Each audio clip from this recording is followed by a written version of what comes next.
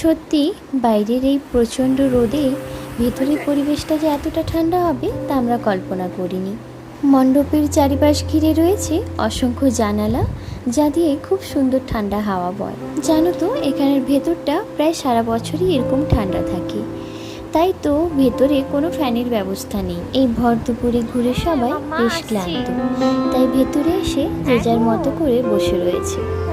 আমি বেশ কিছু ভিডিও একা শ্যুট করছিলাম, আর অমনি আমার মেয়ে চেঁচিয়ে বলল ওখান থেকে ওকে কেন নিয়ে যাওয়া হয়নি আমার সাথে।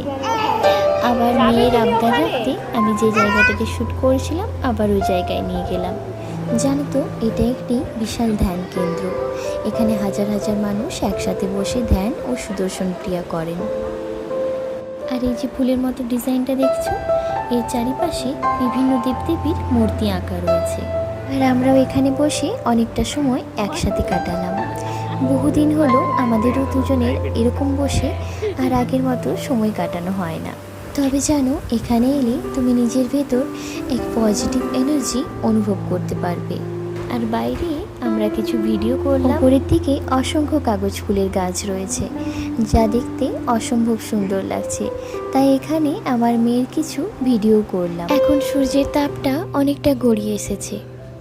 এই ঝিলের ধারে অসংখ্য মানুষ বসে এবার কেউ বা গল্প করছে, কেউ বা ফটো তুলছে, আবার কেউ বা এই প্রকৃতির মাঝে উপস্থিত এই সুন্দর সুন্দর ফোয়ারাগুলির সৌন্দর্য উপভোগ করছে।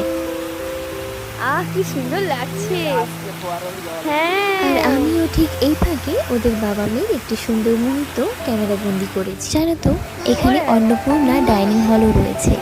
এখানে হাজার হাজার মানুষকে সাত্বিক আহার পরিবেশন করা হয়। আমরাও হয়তো ওখানেই আহার গ্রহণ করতাম, কিন্তু আমাদের পৌঁছতে দেরি হয়ে যাবে বলে আমরা বাইরে থেকে খেয়ে গিয়েছিলাম।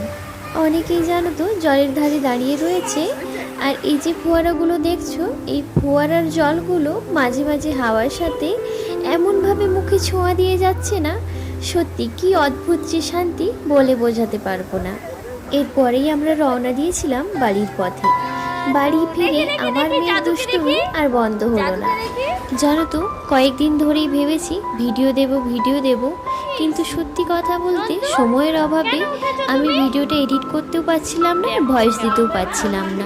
সারাদিনের মধ্যে থেকে একটু সময় অনেক কষ্টে বের করে ভিডিওটা আমি এডিট করেছি।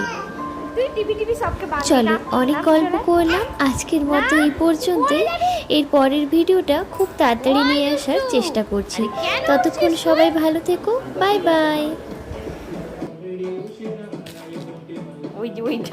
ওইখানে